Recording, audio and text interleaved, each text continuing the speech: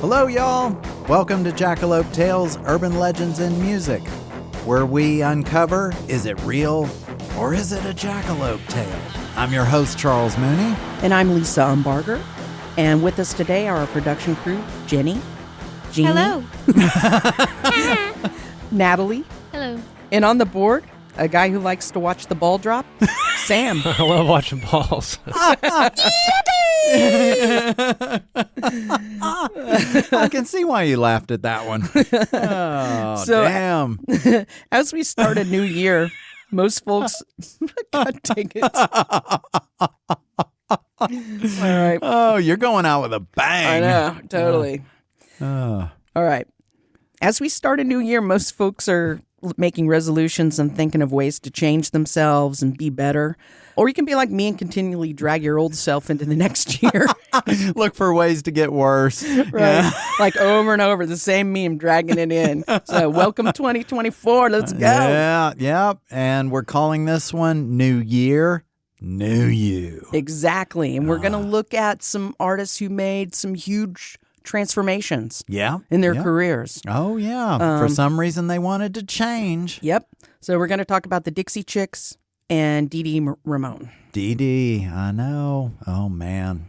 But when we were talking about this episode, we were looking at musicians who have continually transformed themselves and their careers Yeah. from record to record, but they haven't lost the essence of what they're doing. No, it's like you respect them for what they do just Right. because they're staying within the parameters of what they've set for themselves. Right. Because I know sometimes you can really alienate a lot of fans when you change your style. Right, because there's bands like Fleetwood Mac who added Stevie and Lindsay, and they totally changed their sound. Yeah. They kept the same name, but they became a totally different band. And then there's the folks like King Gizzard.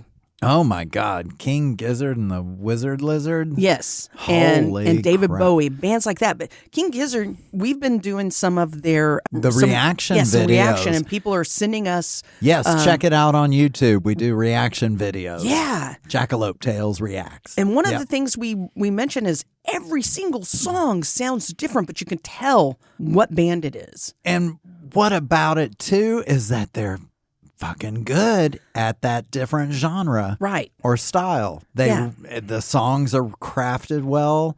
The instruments are played really well. Good. And they have a God. sense of humor about it. They're not taking themselves too Yeah, seriously. and that's great. But the music they're very serious about, and the way that they freaking handle the melodies Yeah. and their instruments, it's beautiful. Yeah. And I know another person you brought up when we were talking about it is David Bowie. Absolutely. I mean, my God, how many personas did he have through his career? You had to respect every one of them because, I mean, it was just such a musical skill that he had. He was like a shapeshifter. Oh, very well He put. just like transformed himself for generations. It's so incredible.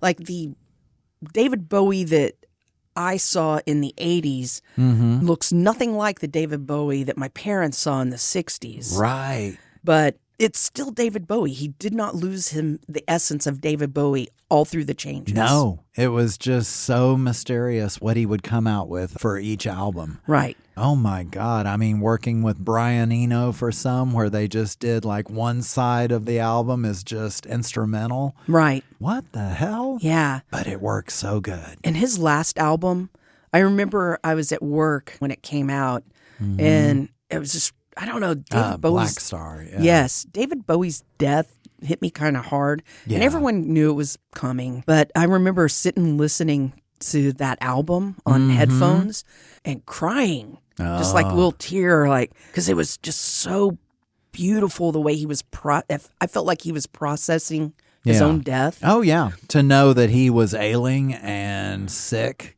Yeah. when he recorded it. Yeah. And you So- wouldn't have known from the performance. And he on the went out album. with this beautiful album that totally just captured every freaking thing that he does. Did you ever see him live? No, I never did. Did you? Yeah, I saw Oh, him wow. when he toured with 9 Inch Nails. Oh, yes.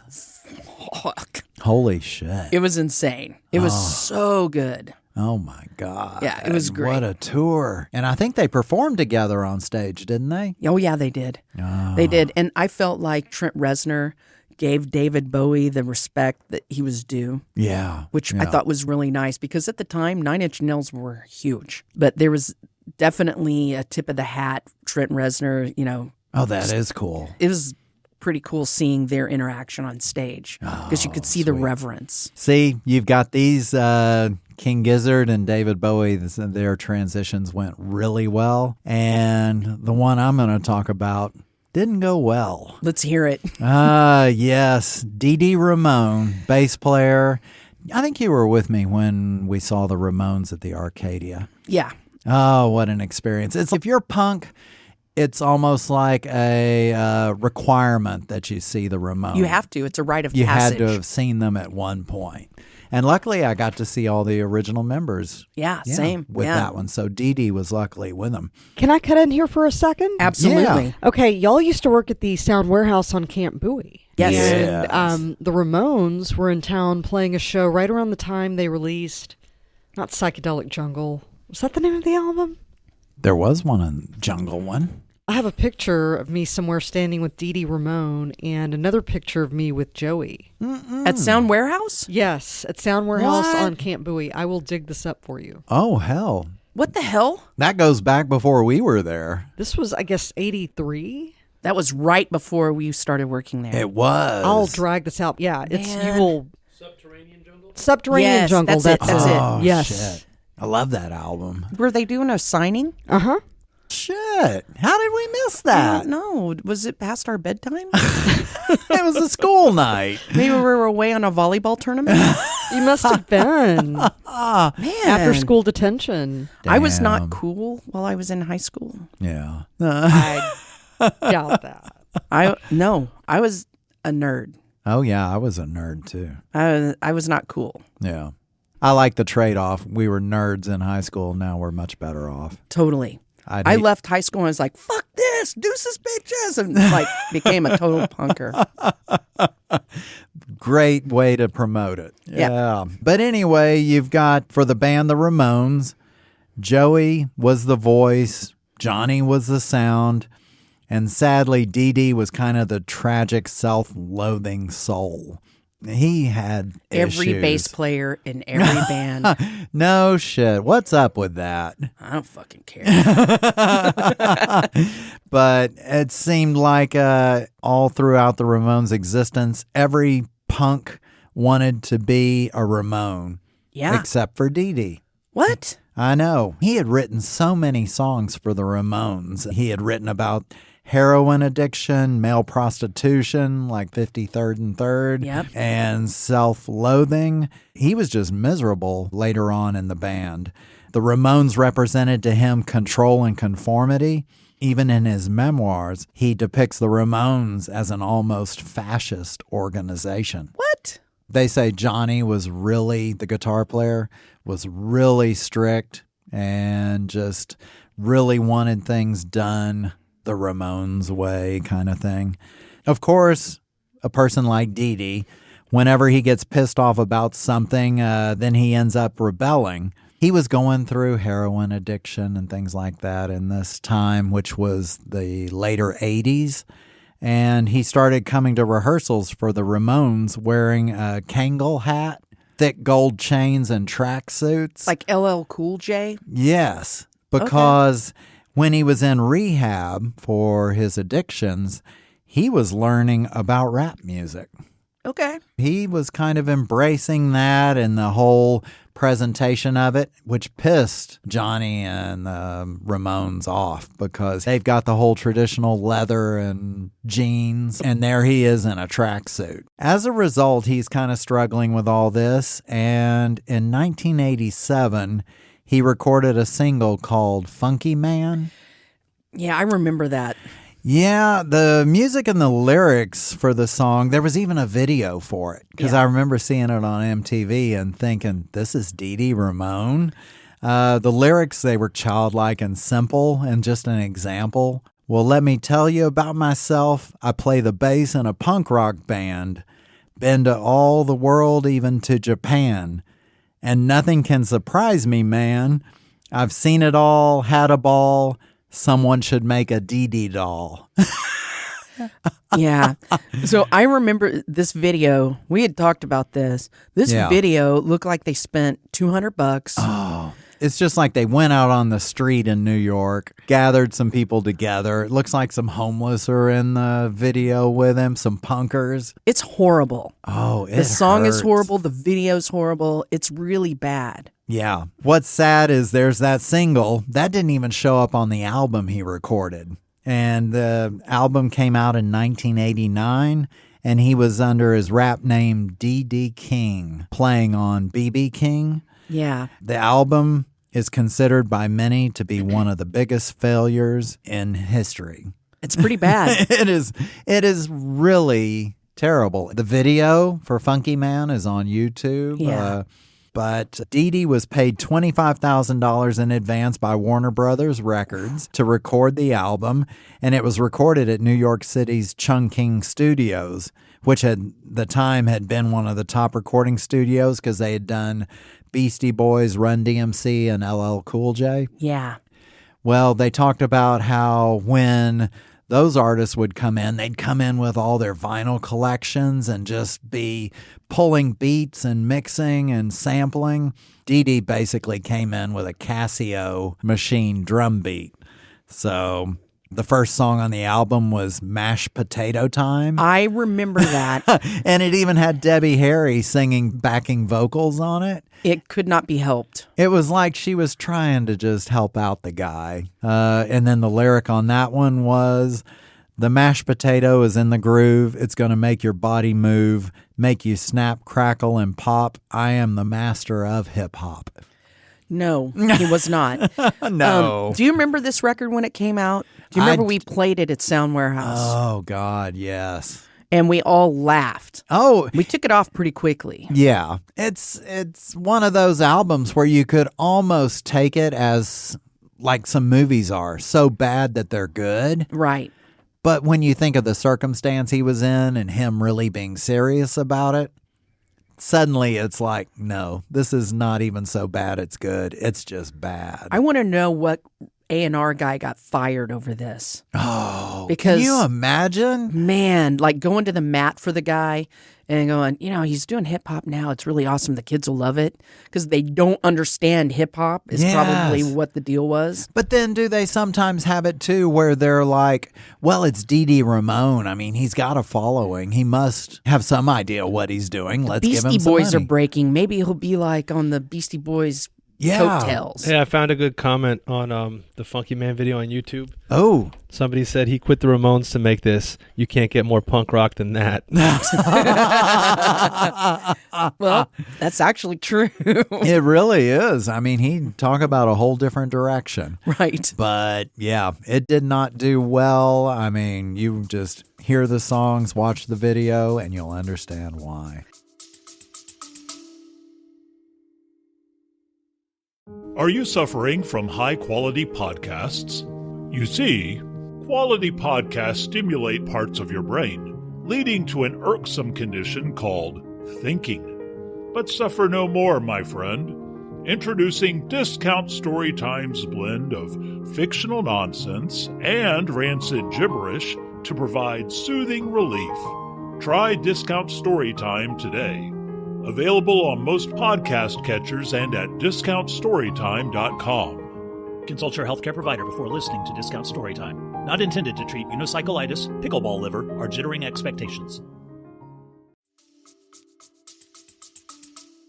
Did he mend the fences with the Ramones, though, before Joey passed? There was a time where he had left the Ramones for a while, and then he came back. That's what I thought, too, that they were mending fences and trying to... Yeah, and then he had some side projects, too. He didn't do any more rap albums Thank after God. this one. He went into some punk stuff. And that stuff was better. It really was. It still wasn't the Ramones. No. But it was better than his venture into hip-hop, Oh, for God. sure. Yeah, it was definitely a venture. So, one-way venture and get the hell out of there. So what do you have going on for New Year, New You? Well, I have someone who's more local. Well, they're not local Ooh. now, but most people know the Dixie Chicks started here Yeah. in Dallas. Right. They've been a lightning rod for controversy for many years. Oh, yeah. Even before all the presidential stuff. Uh-huh. So before all the hubbub and the burning records, they were a wholesome quartet that played bluegrass music while sporting cowgirl skirts and the fringe shirts and whatnot. They had these little costumes they would wear. Yeah. Very North Texas. Definitely. Yeah. Or like a very fake country in North Texas. Yeah, I know. So- I know. There's that whole stigma that everyone thinks Texas has cowboys. Yeah. And, We all wear hats. ranches. And everyone rides a horse to work. That's only a third of us. Yeah. But their first transformation, they had a lot of transformations. Their first transformation occurred in 1992 when they Okay. became a trio. Oh, okay. And singer-songwriter Robin Macy left the band because they were headed in a different direction than she wanted to go. She wanted to do like really rootsy bluegrass stuff. Okay. And they were starting to get poppy country. Oh, yeah. And she wanted to stay bluegrass. And she later sued the band for an undisclosed amount. It was one of those transitions. Yeah. And the bigger change happened in 1995. And this was shortly after the band was signed to a development deal by Sony Records. Huh. And that's when they dumped their singer, Laura Lynch, for Natalie Maines, Oh. who was 15 years younger than Oh, than really? Lynch. Yeah. I just remember fellow musicians in Dallas were very, very upset about this. Oh. Hey, guess who was named after, what's her name? Natalie Maines? Yeah, guess who was named after Natalie Maines? Natalie on our show? What? Really? Yeah, my mom said that's where she got the name Natalie. Man. Oh. I didn't realize we had a good celebrity connection here. Yeah. Yeah. Man, awesome. That is cool. Jeannie, do you remember this? The talk on the streets when Natalie Maines replaced Lynch? That was a little before my time. Okay, so it got rowdy. Jenny remembers. People were mad. Yeah. Oh, yeah. Because we had seen them perform. Remember that arts festival, the North Texas Arts Festival? They used to have it at the old Cowboy Stadium in the parking lot. Yes, yes. We saw them perform there one time. And their genius marketing scheme was that they had taken sidewalk chalk and drawn chicken feet everywhere. No. And it went to the stage, and you were like, what the hell are all these chicken feet? And you so inevitably follow the path and end up there at their performance. Wow. Oh, God. Wow. But, you know, it was right when Dallas was getting a lot of attention. All the bands here were getting a lot of attention. Yeah. Including the Toadies. Yeah. Yeah. So a lot of record label folks were hanging around, and people considered that like a huge sellout and a complete traitorous injustice that was happening Right. to Lynch. So people were pretty vocal and pissed off about it. The timing is terrible. Yeah, it's really Oh. bad.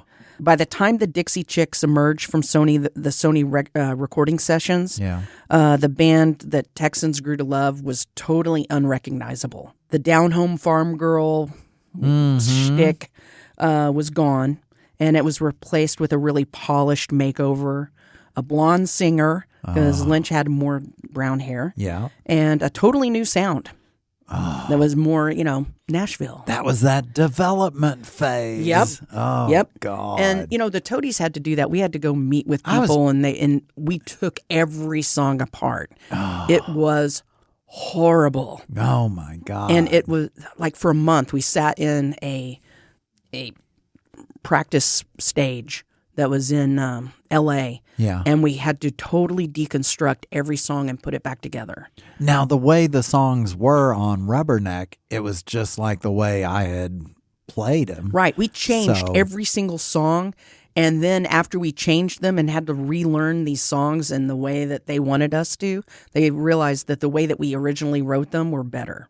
Go. So we went my back and had to play God. it. It was What a horrible. What a fucking waste. Yeah, it was just gut wrenching too, because every day we felt like as songwriters we sucked. It was hard. It was hard. So I can't imagine what they went through, because they were going through with a stranger as their singer too.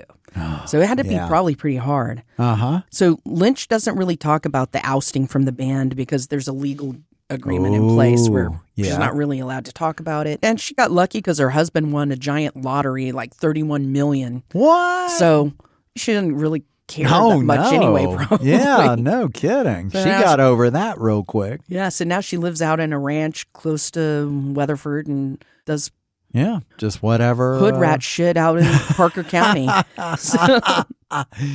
So while the nature of Lynch's dismissal was tragic, I have to admit that I really liked the change. Yeah. I liked Natalie Maines as their singer. Yeah. And I know that probably in Texas is like, Ooh, it's you're the like, sellout. You're the yeah, sellout. yeah. But- Scab. But I liked it because it gave them a pop focus. You and like that approach. I like pop music, and I Yeah. really did not like what they were doing before. You and I have seen them play when Yeah. they were doing that really wholesome Oh, cowgirl, yes. kitschy stuff. It felt fake and not Right. authentic. No, I agree. And Natalie Maines, even though she was propped up by the record company, it felt more authentic because they stripped down all the costumes Yeah. and all the stuff that they were hiding behind, and they got to display their musicianship. Yeah.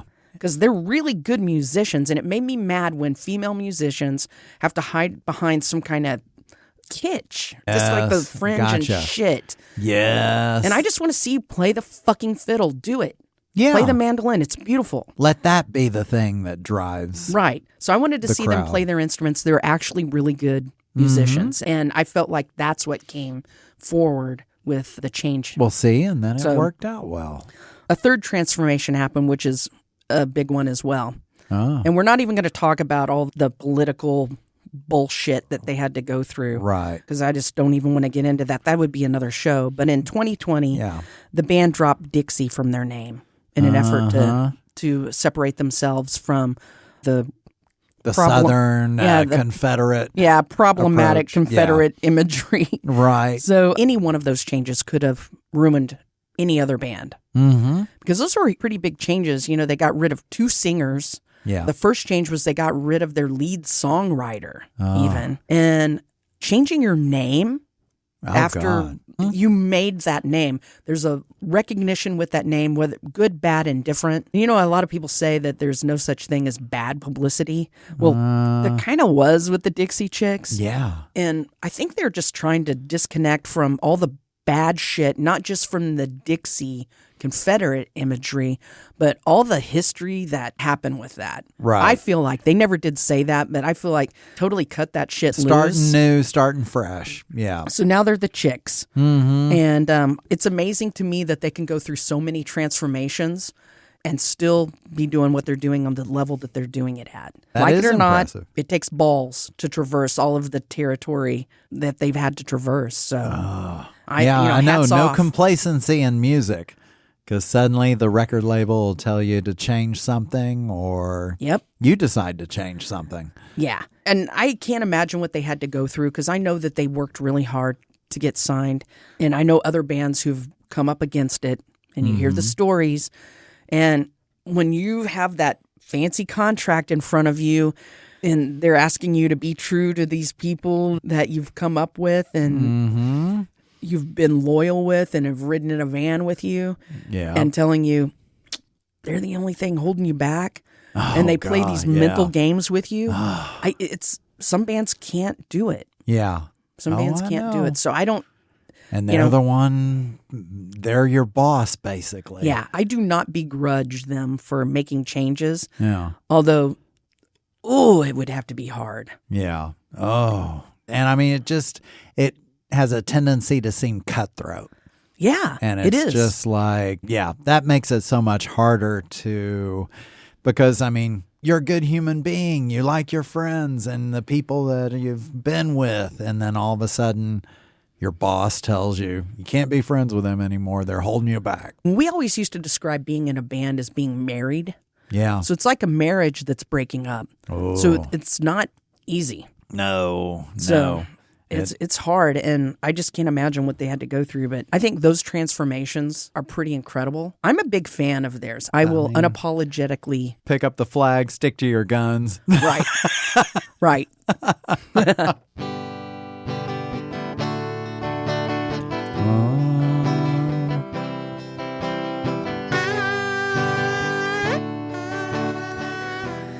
We've come to the time of the show that we take a breath, we sit back, and we enjoy some Lone Star salutes. Yes. There's nothing I'd change about that kazoo. It's beautiful. Yeah, It's meditative. And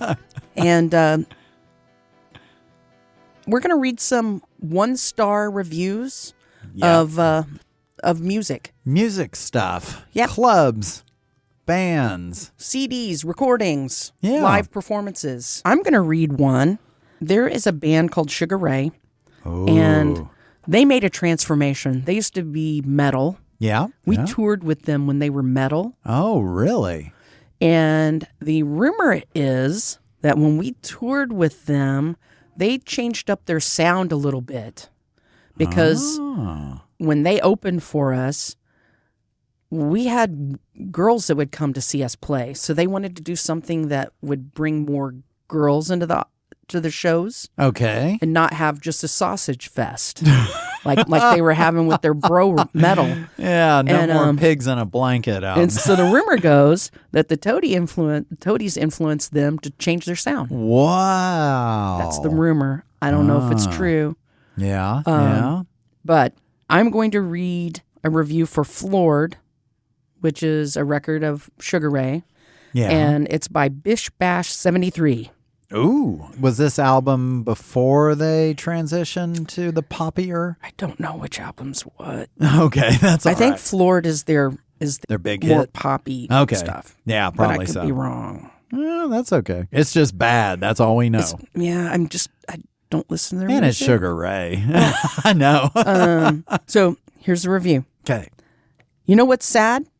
This album and its predecessor, which were probably influential in that Sugar Ray were way ahead of the new metal curve by having a DJ in their band. Yes, this whole thing was basically cribbed from the mind of Mike Patton. But Sugar Ray via Fly got way more exposure than he ever did. I still own this for some reason. I bust it out occasionally when I want to define the term sellout. Because, as many have pointed out before me, this band completely reinvented themselves for profit after scoring a #1 hit with the aforementioned Fly. So this is the one. The big hit. Yeah. Look for me in the credits. They thank me. Anyway, people don't believe me when I say that Sugar Ray started out as bro metal.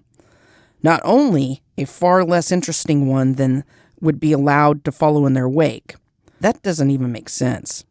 And then he says, God, this shit is terrible. Good closing statement. They just seem like one of those, party bands whenever you saw their video on MTV and stuff. They had bleached tips to their hair. Oh, yeah. They were super nice guys. Yeah. Super nice guys. I really do like them as people. Mark McGrath was super cool.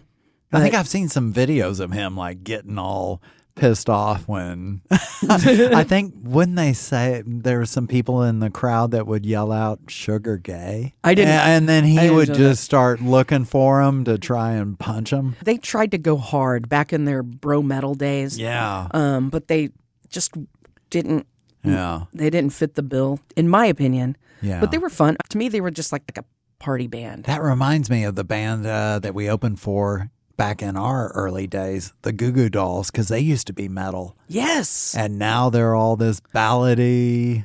Where they have frosted crap. tips and whatnot. Yes, exactly. So they're just following that Sugar Ray lineage. Yep. Or as they said, God, this shit is terrible. That is, hey, best way to sum it up. And I agree. But the one I've got is, not changing the subject, the good old Standing in the Spotlight by DeeDee Ramone. I know. It wasn't hard to find a 1-star for this album. They're pretty prominent. But this one, named Logical Frank, gave it a 1-star. And he goes on to say, it is just unfathomable that Standing in the Spotlight could exist, even as a joke. It is absolutely bewildering that it was made in apparent earnest. DeeDee Ramone lost his mind and decided he wanted to make a rap album, and someone let him do it. Think about that for a second. The end result is so far beyond wretched that it's almost hard to pick out just a few examples to illustrate just how bad the lyrics really are. The drums sound like they came off a preset on a $50 Casio keyboard and a cameo by Debbie Harry, which somehow makes it worse, if you can believe that. Oh, man. As bad as the rap songs are, they just barely top the non-rap songs, which include the impossibly generic and poorly produced Baby Doll, which he wrote for his wife at that time. I mean, the low rating I'm giving this as something of a compliment, no matter how backhanded. So, Whoa. Yeah, I was just thinking, Debbie Harry had that song Rapture with Blondie. Oh, yes. Where does this fall in on the timeline? Do you know? Let's see. Rapture was when rap was really getting, or it wasn't quite big yet, because It wasn't that was big at really all, rock. So it was Rapture like late 70s? Maybe. Because It could be she had 79. Fab Five Pretty. 1980. It was on Auto American. Yeah. Okay. Yeah, so see, that was way early on. And I bet you that's why she wanted to do some kind of other hip-hop stuff. Yeah. Because she was already... So this was dipping 9 her years toe. later, though. Yeah. But yeah, because I remember that song coming out, and people were like, oh, listen to her on that song, the Rapture song. And it I love was that. cool. It was I different. know all the words to that song. It was to kind do of it like her way of bringing rap to the masses. I thought it was poorly executed, but it was fun. I really do think that she heard this and she loved it and she wanted to do something. But Right. it's still a white girl trying to rap. Oh, it is. It is. Which it's But goofy and people shitty. loved it. But it was so catchy. It was definitely a time where if you'd known about the other rap going on, you would have been like, good try, Debbie. Yep. But Because there were, Apache and all those other cool things were happening then. Oh, yes. Ooh, Oh, that God. good shit. the good shit. Good shit. Yeah, that was good. Yeah. Man, We made it. it's another happy ending. And Another it's a happy happy- ending to the year. Yeah. Oh, my gosh. And a happy beginning. A beginning, yes. A happy beginning. Yeah, you got to appreciate the beginning. Happy beginning. Wow. We heard some interesting stories. Just wow. Yeah. Transformations are really cool to look at. And, it's easy having 20/20 vision when you look behind at career moves and whatnot. Oh, yeah. But, it's really cool when the transformations are like crazy off the rails or crazy good. Oh, yeah. We got to talk about both, and Yeah. we've Got to look at definitely the whole experienced spectrum. some good and bad transitions Yep. from musicians. Yeah. One thing y'all didn't touch on, I think, when you were talking about the Dixie Chicks that I thought was interesting is that whole last album, the Last Chicks album. A lot of those songs were written about Natalie Maines' post-divorce life. Yeah. And that's in and of itself its own huge transformation. Yeah. Ooh. I didn't really want to get into the real personal stuff because I think each of them were going through like relationship stuff. Ooh. There's definitely some songs on there I can relate to, unfortunately. Oh, So it got you no. through? No. All right. I personally related to the more angry ones. So The pissed off ones. yeah. Yeah, The yeah. angrier songs are more my jam. Oh, man. Just want to reiterate what we've said before on other Jackalope podcasts. Yeah. All of these stories live out there and have big lives out on the internet. So when we grab little pieces of the story, we can't tell the whole freaking story here because we only have this short amount of time. Yeah. So if any of these things sound interesting to you, go and research them. Yeah. Look them up because there's a lot more to these stories. Oh, yeah. And some of them are just that. They're jackalope tales. That's right. So please use your good judgment and be kind to each other. Yep. Think accordingly. Right. Use your little noggins, people. Yeah. And also, thank you for listening. And please follow us on all of the socials, Wet Willies. Yep. And please check out our new YouTube channel. Yeah. It's killing it. Jackalope Reacts. Yeah. We it's pretty watch kick-ass. videos and give our unbiased opinions. And you can see videos for the pod, too. There's Yeah. a lot on there. So They do much. need to check it out. So subscribe, rate, and leave us a review on Apple Podcasts, YouTube for our Jackalope Reacts, and then also anywhere else you get your podcasts. And sign our petition to make Willie Nelson's birthday a state holiday. We really need to make this happen. And join us next time as we question, is it real? Or is it a jackalope thing?